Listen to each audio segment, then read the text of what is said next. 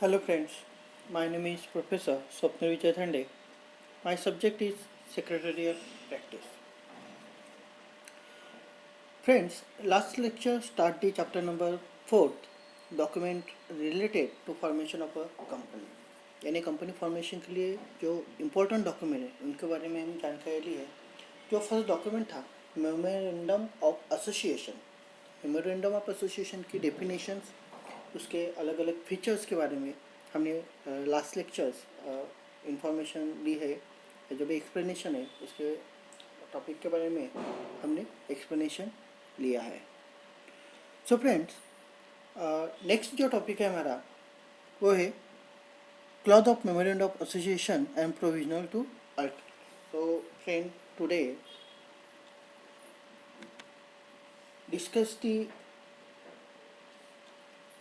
today we are going to learn about clause of memorandum of association and provisional to the alter it. यानी जो अलग अलग clause है जो हमने फीचर्स में देखे थे कि कंटेंट ऑफ क्लॉजेस, तो जो क्लॉजेस के बारे में हमने जानकारी ली थी, तो हर एक क्लॉजेस का अभी हमें डिटेल्स में एक्सप्लेनेशन देखना है. फर्स्ट क्लॉज जो है वो है द नेम क्लॉज.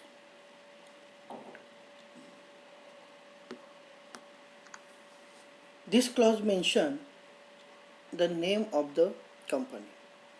यानी ये जो क्लॉज है, ये क्लॉज आपके कंपनी का नेम क्या करता है, मेंशन करता है या नाम नमूद करता है.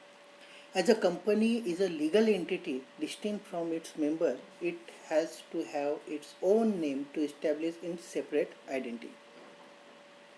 यानी कंपनी जो भी अपना मेंबर्स है या जो भी सदस्य है, उससे अलग एक लीगल कंपनी है. यानी as a company is legal entity distinct from its member, it has own name to establish in a separate identity. यानी जो भी कंपनी का सदस्य होता है, जो भी कंपनी का मेंबर्स होता है, उस मेंबर्स से अलग ऐसे एक लीगल एंटिटी कंपनी को होती है. इसके लिए कंपनी का खुद का एक नाम या खुद का नेम होना इम्पोर्टेंट होता है. The promoters choose a name for the company. यानी जो प्रोमोटर्स होता है वो प्रोमोटर्स कंपनी का नाम क्या करता है, चूज करता है.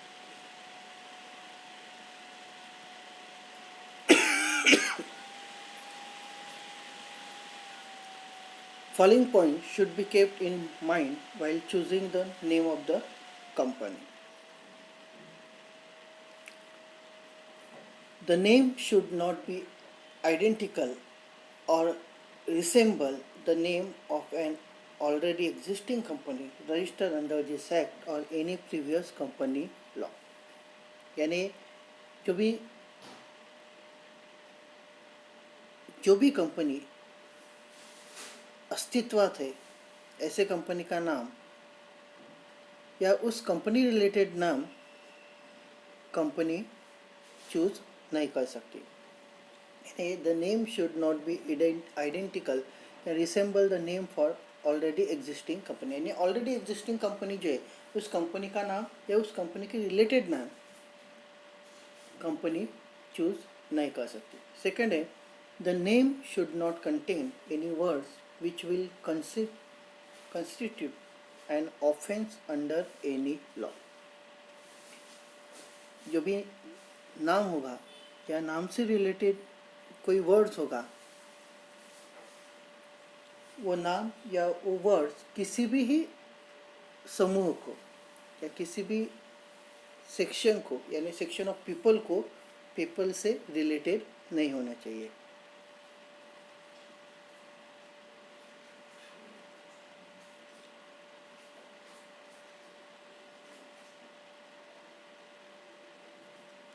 द नेम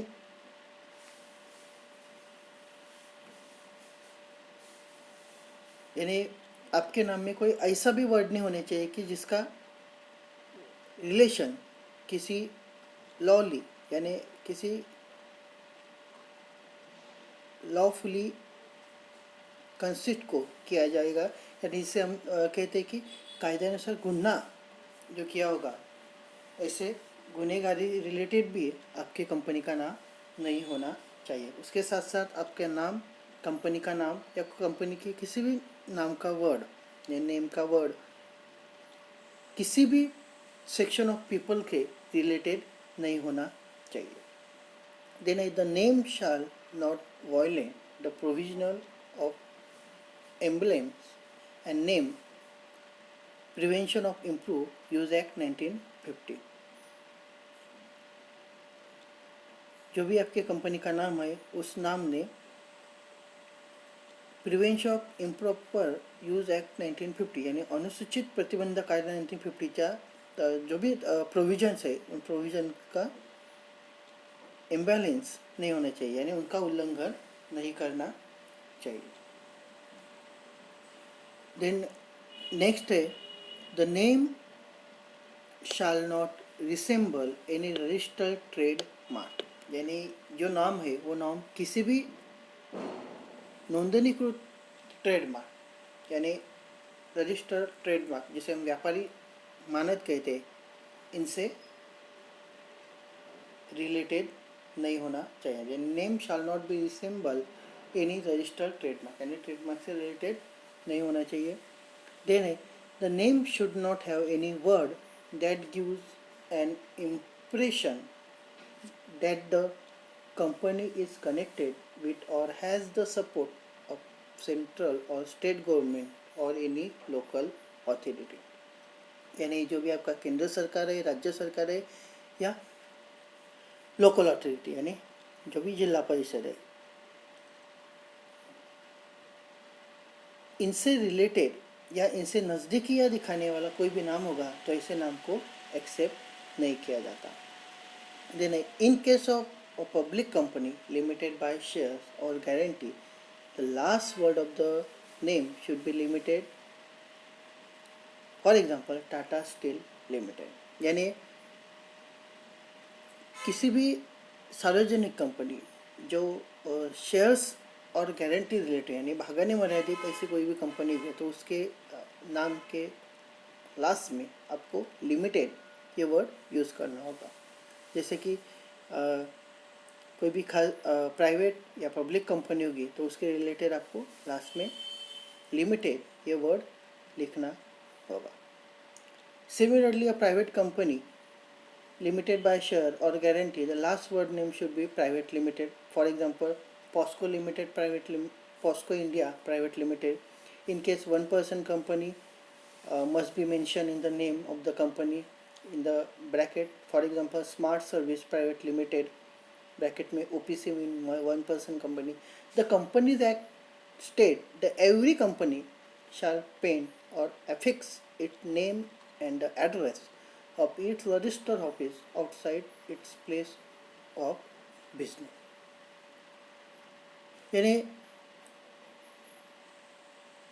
कंपनी एक्ट यानी कंपनी कायदे से हर एक कंपनी अपना जो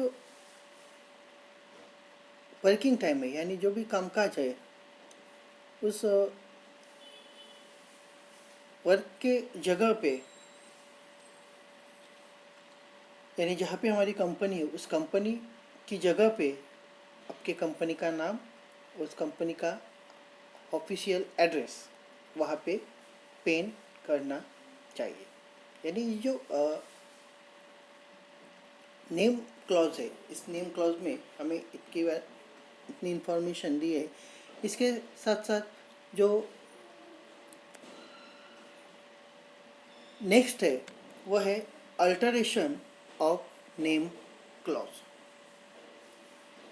अल्टरेशन नेम क्लॉज में यानी कोई नेम क्लॉज में आपको अल्टरेशन करना होगा तो आपको क्या करना पड़ेगा उसके बारे में मैंने जानकारी दी है। अ कंपनी में change it's name any time, यानी कंपनी अपना नाम कभी भी चेंज कर सकती है।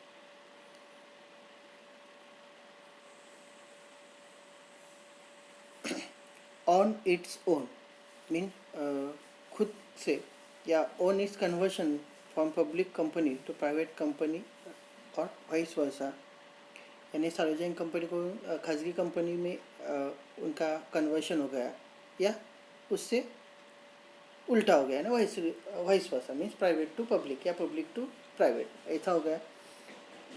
On the direction of the central government, if it is of the opinion that the name is similar to the name of an already existing company or similar to a registered trademark, यानी पहले से जो company existing है उस company से उस company related आपका नाम होगा, आपका ट्रेडमार्क होगा, तो ऐसे में जो भी हमारा सेंट्रल गवर्नमेंट है यानी केंद्र सरकार, जो भी स्पेशल रिजोल्यूशन जो है जनरल मीटिंग में स्पेशल रिजोल्यूशन पास करके उसमें जो भी आपका अल्टरेशन ऑफ नेम क्लॉज है या अल्टरनेशन ऑफ नेम है, उस अल्टरेशन ऑफ नेम के बारे में स्पेशल रिजोल्यूशन जनरल मीटिंग में पास किया जाता है. यानी हम नाम में कभी भी अल्टरेशन कर सकते हैं. सेकेंड क्लॉज जो है वो है the address clause. Address clause यानी रजिस्टर ऑफिस क्लॉज, यानी जो एड्रेस क्लॉज को हम कहते हैं कि हमारा जो कंपनी का एड्रेस है, परमानेंट एड्रेस है, जो भी एड्रेस है, उस एड्रेस क्लॉज से रिलेटेड हमें एक क्लॉज दिया हुआ है. The clause state the name of the state in which the register office of the company will be located. यानी इस क्लॉज थ्रू कंपनी का register office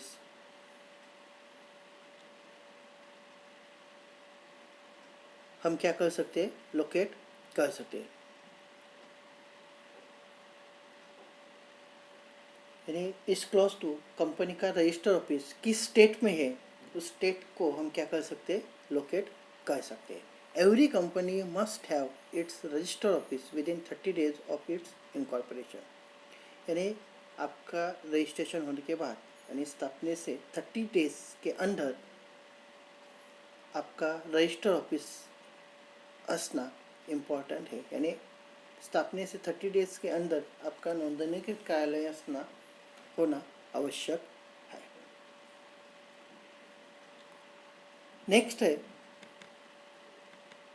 a register office is a must एज. यानी register office असणे important है, must है. क्यों? उसके लिए हमें कुछ पॉइंट्स दिए हुए. फर्स्ट है it establish the domicile of a company. यानी उससे आपके कंपनी का डोमिसाइल लोकेशन समझता है. सेकंड है it is the address to which all communication notice etc will be sent. यानी आपके एड्रेस पे कोई कम्युनिकेशन या कोई नोटिस हम क्या कर सकते हैं, सेंड कर सकते हैं. थर्ड है it is also the place where all statutory books, record and document of the company will be kept. यानी ऐसे जगह जहाँ पे कंपनी के स्टैट्यूटरी बुक, डॉक्यूमेंट्स, रिकॉर्ड क्या किए जाते, केप किए जाते. The address clause also indicate the jurisdiction of the court where case can be filed by the company against other. यानी इससे हमें पता चलता है कि कंपनी किस राज्य के कोर्ट में यानी किस स्टेट कोर्ट में जो अगेंस्ट है, यानी अदर कंपनी के अगेंस्ट केस, अदर कंपनी के अगेंस्ट केस फाइल कर सकते हैं. इसके लिए भी हमें एड्रेस क्लॉज का यूज होता है. देन है अल्टरेशन ऑफ एड्रेस क्लॉज. यानी अ कंपनी में change it's register office from. यानी कंपनी के रजिस्टर ऑफिस में हमें क्या करना है, अल्टरेशन करना है. यानी जो भी एड्रेस है उस एड्रेस में अल्टरेशन करना है. First is one place to another place within the same city और टाउन. यानी किसी एक शहर या किसी एक गांव से एक जगह से दूसरे जगह आपको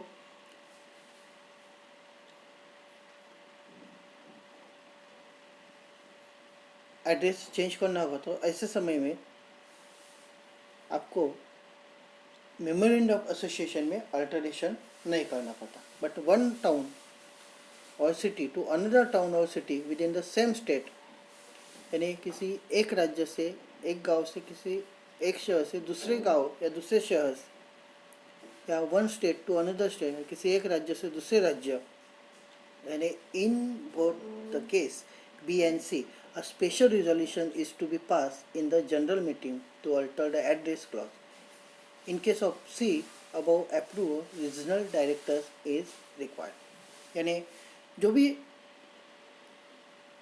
B और C है, ऐसे समय में आपका जो भी स्पेशल रिजोल्यूशन है, तो आपका स्पेशल रिजोल्यूशन जनरल मीटिंग में पास किया जाता है. एंड तो in case of C above approved regional director is required, यानी ओनली सी होगा आपका, यानी other one state to another state, तो आपका जो भी रीजनल डायरेक्टर्स है उस रीजनल डायरेक्टर से आपको अप्रूव लेना पड़ता है. So friends, today discuss the name clause, alteration name clause, address clause, alteration address clause, इन दोनों क्लॉज के बारे में हमने जानकारी इकट्ठा की है. Thank you friends.